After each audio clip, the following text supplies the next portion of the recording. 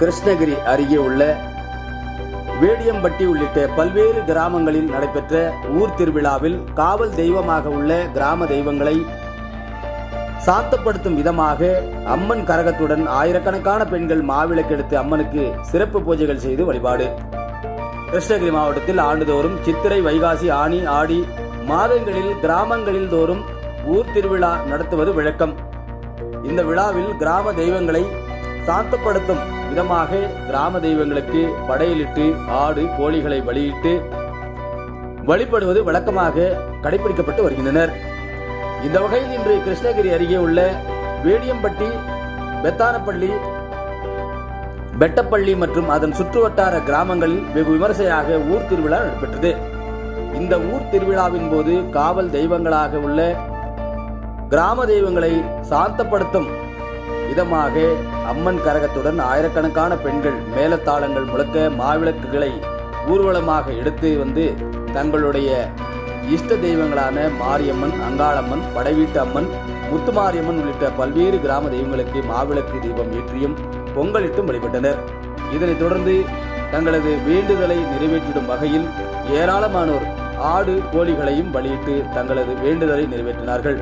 இந்த விழாவிற்கான ஏற்பாடுகளை ஊர் கவுண்டர், கோபி கவுண்டர், மந்திரி கவுண்டர், திருப்பதி மற்றும் 10 பெரிய கவுண்டர்கள் மட்டுமின்றி வேடியம்பட்டி உள்ளிட்ட பல்வேறு கிராம மக்கள் சிறப்பாக செய்தனர். இந்த ஊர் திருவிழாவை தொடர்ந்து இரவு வான வேடிக்கையுடன் கிராம காவல் தெய்வங்களுக்கு சிறப்பு பூஜைகளும் அபிஷேக பூஜைகளும் நடைபெற்றுள்ளது.